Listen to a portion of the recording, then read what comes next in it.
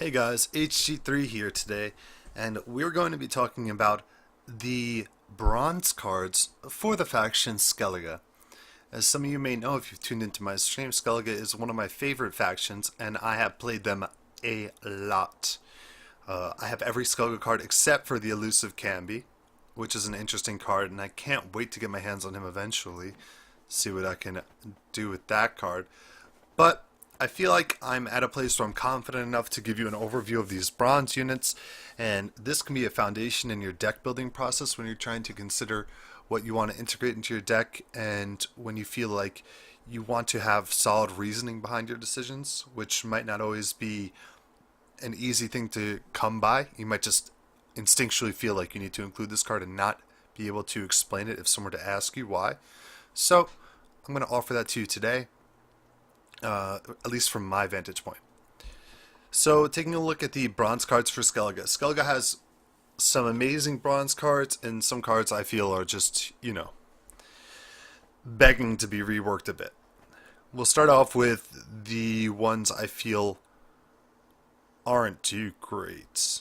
Now, the first is one that has been integrated in some decks. I'm not a big fan of it. It is, of course, the Clan Demon Pirate Captain. And what he does is he adds strength whenever a unit is discarded from play or from your hand. So people see this and they think, oh, Skellige has a lot of discard. This has natural synergy. He's immune to fog. But the real big issue here is the 1 strength.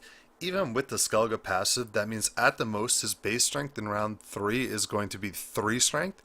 And 3 and below in the game of Gwent right now is very easily removable.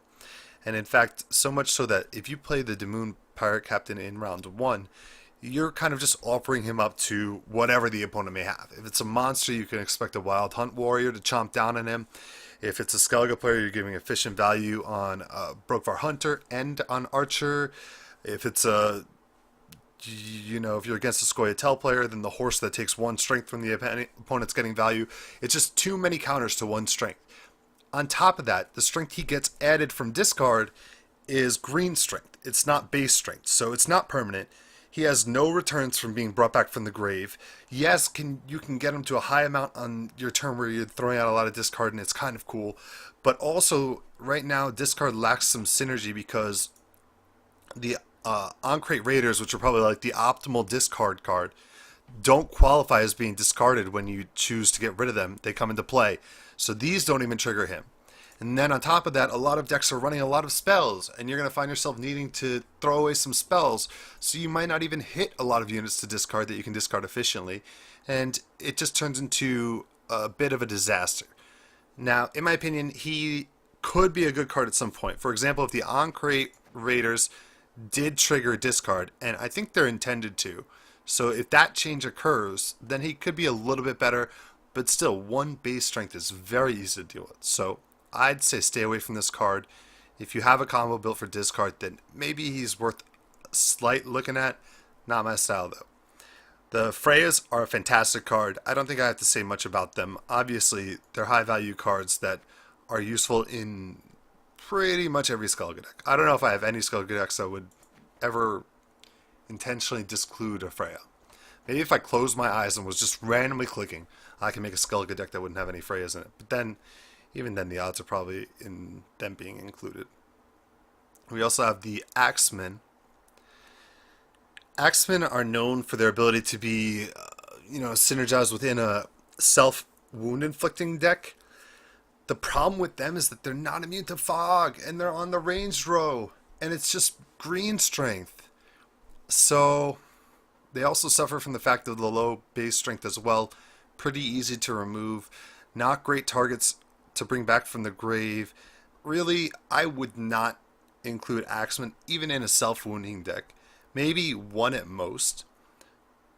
But being on the fog row now is really difficult life. And it's not even just monsters. Like if you're against a Northern Realms player and you place this down and there's catapults on the field, you're risking it dying immediately. He has to not only trigger self-wound once to be in safe range, but twice. Because if he only triggers once, then Shal could get him. If you're against Northern Realms, you can get sniped easily by one of the archers of Scoia'tael. this card is too easy to deal with as well.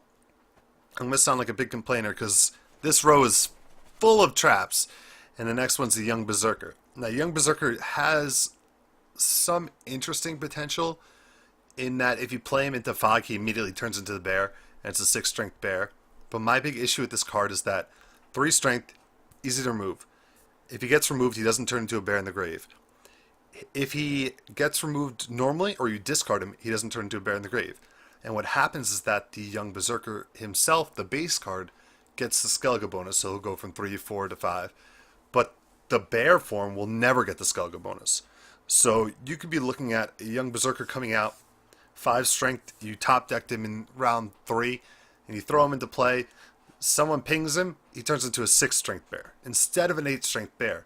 And sure, he's immune to frost, that's cool, but it's just not fantastic. You know, another card that you're playing a Skellige, you're going to be running Freya's. He has no value out of the grave, except if you're against frost and you have absolutely no weather immunity, in which case your deck's probably not optimized anyway. So he could be doing for a rework, like if he dies, maybe he should switch to a bear in the grave. If the bear gets the natural Skellige buffing up, then it would be slightly more viable too. But there's a couple reasons to exclude the Young Berserker. The Queensguard are a phenomenal card. This is one of the core cards that you can choose for Skellige. And why are they so good? Because Queensguard have Grave Muster. They're able to pull their compatriots out of the grave and they'll join you on the battlefield. So what this means is that we're in a deck that naturally discards a lot of cards, and we have a non-resurrection way of bringing cards back into play.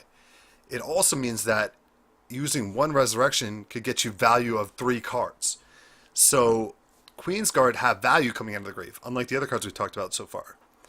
They have tons of value out of the grave, and the fact that you can just, have 1 or 2 in hand and use and have the option to just get rid of all of them is fantastic. So Queensguard are really good even without Ceres. There's a big debate over whether or not Ceres is worth it. I think she's mid-tier right now. She's probably not good if you take into consideration, the Philippa meta and whatnot. But even without her, these are a solid card, and you have to make the decision between these Queensguards or the Skirmisher. You can't have a deck that has both because you don't want to have too many res targets. It lowers your utility, and think about it this way. If you have Skirmishers and Queensguard, then you're so vested into that melee row too. And obviously we have no natural immunities from those 2 cards in that row. And they're also both Shieldsmith targets. Who's our next card? This is the bread and butter of Skellige, the Shieldsmith. This is the card that everyone's complaining about, everyone's talking about, everyone's hype about.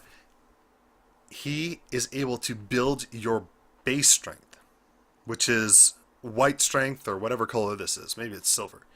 And what that does is that his buffs are permanent. So he has lasting value no matter what. Like, you could throw him out into freaking rain. He could come out as a 1 strength unit. He could buff your Skirmisher, who might even be in frost. But that buff is permanent when it goes to the grave. The only way they can get rid of it is through graveyard removal, which no one's running yet. Like, a handful of people are running. But you just get so much value out of these cards. And also there's flex options. You can instead buff the Freyas, who are going to be coming back into play every turn. You could change your buffs to be on weather immune targets, like your boats or your pirates. And, I can't say enough about the Shieldsmith. And I expect him to get nerfed in some capacity moving forward. But right now, you can fit Shieldsmith into almost any Skellige deck. And I highly advise that you do so. Next, we have the Longships. Again, this is kind of like a gimmick card, but if you're going to go for one of these discarding gimmick cards, I would definitely pick the Longships over the others, because Longships are going to be 3, 4, 5 strength of Skellige, so round 2 and round 3, they're going to be a little harder to remove than these 3 strength targets. 3 strengths, again, just so easy to remove, and I might keep saying that because it's just so true. What they do is they remove 2 strength every time you discard a unit card. Again, it's just unit cards. So you have to have a deck that has a lot of unit cards. You have to have a deck that's probably like in the mindset of having a Lugos, whether you have Madman Lugos or not. Because you want to be discarding tons of unit cards. So You can definitely get value out of these. Like if you're running Donar and Hindar, if you're running Burn a Bran, if you have if you have Last Wish, you have Svenriga, you can get some good value out of these. I would never run more than 2. I think it's probably ambitious to even run 2, but this is probably the closest to the discard combo that I would come and feel safe about it. Next, the Brookvar Archer is an underrated card. He's good. He's excellent in weather. He's immune to rain, and he also offers weather removal. So, being able to deal 1 strength, it's just 1 strength. That's not fantastic. But dealing 1 strength in weather to targets under the effects of weather is removal. It also allows you to, lower strengths of units by just continually pinging them. So if you're running Herald, you can have their strength lowered. If you're running the old Berserker, you can have opportunities for him out of the grave. If you want to use any removal, he can level out some of the strengths on the battlefield pretty easily. So a good example of that is sometimes you have Foglets who come into play. The guy throws down Big Daddy Foglet, aka the Ancient Foglet.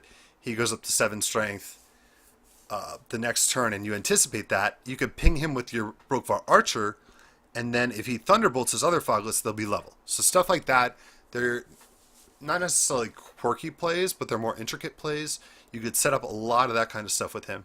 I like him, but I feel like his best value is in a deck that integrates weather, and some of you might have issues switching away from the res meta, which isn't 100% weather friendly unless you're putting your value on boats and pirates. So maybe if you're not running weather, or if you're not running Herald or anything like that, maybe you stay away from him for a while and try him out when you get some time. This is the card I was talking about. I call him Old Berserker since we have the Young Berserker. He's probably the most interesting card in Skellige right now. There's an opportunity for him to be effective against the Trebuchet Northern Realms decks because a lot of units are going to be injured on the field. If you have your Brookvar Archer proccing a couple of people, you can get some good value out of him. Again, he is green strength out of the grave, so unlike the Young Berserker who doesn't switch when they're discarded, the second this dude gets discarded to the graveyard, he becomes the bear, which is so much better because that means I never want this dude in my hand. I never want the old Berserker in my hand. When I'm using my Ermion, when I'm using my Svenriga, anything, this is the freest discard of my life. And I just have options coming out of the grave with the bear. Now, unfortunately, the bear is not immune to weather. But again, we wouldn't be using this to try and beat a monster player per se. This is more of like a tech against Northern Realms, maybe against other Skellige players, stuff like that. So you can get some good damage on the board, and it could be a damage sponge. He could easily come out as a 12 strength bear out of the grave. So he's interesting. I'm kind of on the fringe. I'm in the middle of playtesting this card right now, so I'll have a better opinion on him later on. I definitely don't like green strength as a Skellige player because Dimeridian Bomb is our everything. So when it comes to like round 3 and some tricky round 2s, I'm going to be losing value on this card. But when it comes to like round 1s against Northern Realms, then he might be in play. So really, situation is everything, and the fact that I don't mind discarding him makes him an interesting card to me. Brookvar Hunter, a great card. Honestly, not enough people use this card. And maybe what they're missing out on is how good his removal is. So 3 strength removal. We were just talking about the things you can take out with 3 strength. Oh, there's your Pirate Captain. Dead. There's your Axman. Dead. These are cards that people try and build decks around. Your Longship on turn 1. See ya.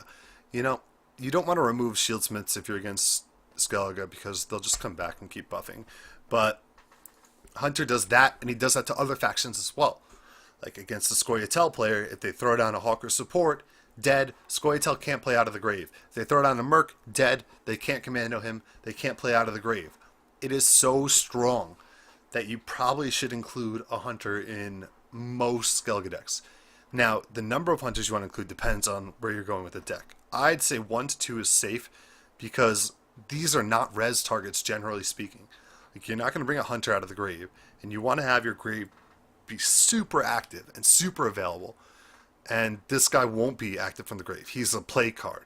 And I can't discard him too easily because of that. I don't want to be bringing him back when I could bring back skirmishers. I could bring back pirates and boats who are weather immune. I could bring back shieldsmiths to buff up everything else. So usually we limit the number of hunters in our deck for that reason.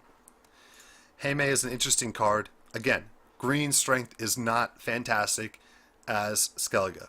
But can it win you a round 2? 100%. Can it help you out in round 1?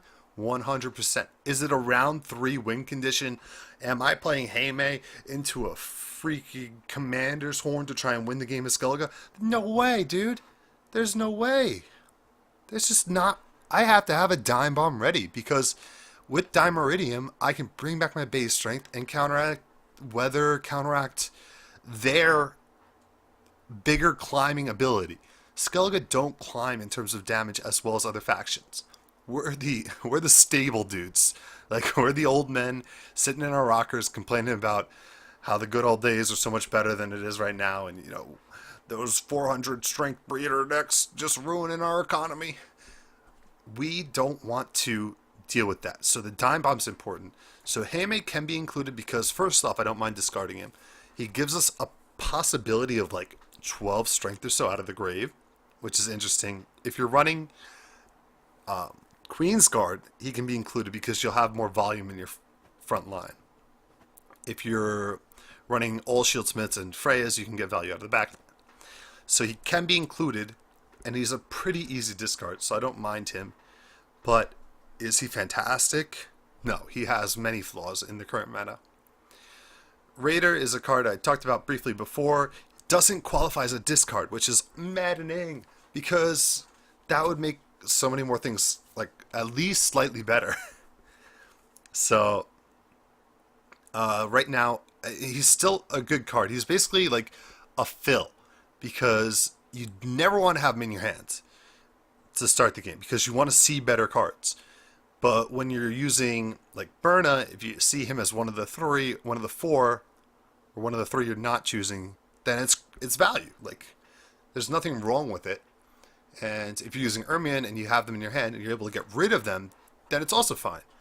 But if you have them in your hand, like to start a game, and you don't have Svenrega, you don't have Ermion, you don't have any way to get rid of them, these cards are horrible. 4 strength with no condition, with no res potential, without anything. So you have to like really have a deck that can get rid of them. Which sounds awful because like we're Skellige players, we should be supporting our own, but we need to get rid of you, dude. Like, get out. If you're playing him directly, you're in a bad spot. Savage Bear is an interesting card as well. This is definitely a playable card. The question is in what capacity you're playing it. Right now, Wound decks are playing him, obviously. He has a weird interaction with weather, which is kind of infuriating. So, if you play, let's say, just to make it simple, let's say Ragnarok's on the battlefield. Every row is covered in weather, and your Savage Bear already exists on the battlefield, and the opponent plays a Wild Hunt Warrior would probably kill your Savage Bear. So your opponent plays, I don't know, a Fiend. A Fiend is an 8 strength that in weather obviously would go down to 1. The Bear's damage, when he hits for 1 damage, hits on his 8 strength. Then the Fiend drops to 1. So in weather, you don't get value from Savage Bear. Whereas if the weather triggered and then the Savage Bear hit, he would be an insane combo in weather. Like, it'd be instant removal in some cases. Like it is if you play Foglets into a Savage Bear, he removes his damage triggers first. So he removes the Foglets before they get their fog buff. So, I mean, obviously we don't want it to work. It can't work both ways, but the fact that damage can disappear is slightly infuriating. Like, it's something that bothers me with this card. But he can dictate the pace of play. Obviously, first turn, second turn, he's prone to some removal. But third turn, a 7 strength Savage Bear, like, good luck getting rid of that efficiently. Like, that's going to be difficult, especially with you there to support it. Has res potential out of the graveyard. Like, he's not a bad res target because he'll still do his thing. He can trigger the old Berserker. He can trigger Harold. He can set up lots of plays. He makes Stammelfer's Tremors a better card. He makes Lacerate a better card. So this is a card that I can see played in a couple decks in Skellige. Definitely doesn't fit well into, res chain decks, because then you're probably going to be inflicting a ton of damage on yourself. Like, if your whole objective is to res train and bring back a monster to the front row, I don't know if he's the best selection. But if you want to go with more, like, trying to fit in an Axman maybe, or trying to make it work with Harold, then yeah, I think the Savage Bear can be included. Skirmisher, it's said he's so far down on the list because he is option 1A, with the Queensguard being option 1B. The fact that you can get lasting value out of reses makes him amazing. And since we're running so many Freyas, he's also a discard target. Not only is he fantastic, he gets base strength on his reses, but you want to be able to res him as many times as possible to get his base strength up, because he has perfect synergy with Dimeridian Bomb. And he can get buffed by Shieldsmith too, and he can become a monster. Should you buff him with Shieldsmith if you have a bunch of reses on him? No, because you don't want to put all your damage in your melee row. Could you? Yes, because that would be kind of awesome. But always make sure you have a res left, or if you have card advantage, you can play around a little bit more quirky. But basically, he's 5 strength, and if you have to play him out of your hand round 1, that's fine. If your opponent kills him, that's a huge misplay, because you res him on the spot. Now he's 9 strength for life, until next turn where he's 10 strength. So it's not really for life, but you know what I mean. Getting the first round res on a Skirmisher gives you lots more value moving forward. Usually you only want to confine your power into 1 Skirmisher, but if you have to bring out 2 to win a round, that's fine as well. That allows you options later on in the game. Instead of maybe throwing a Freya away in round 2, you could save it and have the double Freya res in round 3 if you want, or a Freya Sig res in round 3, or if you're running decoy, you can decoy out your Sig and bring back 2 big bodies that might even be lower than some of the buffed up targets your opponent has. So he gives you so much flexibility, so many options. He makes Dime Bomb a great card as well. Honestly, this is an amazing card, and he is the core of Skellige. Speaking of amazing cards, the Clan de Moon Pirate. If you're running any discard, this card has to be in your deck. Not only does he thin out your deck naturally by taking himself, the other copies of himself out of the deck when he's played, he's also immune to fog, so you can quick tech on the run to be resistant to weather. That's so important. So many people are running weather because it's so good. And fog is the most common weather you're going to see against monsters right now.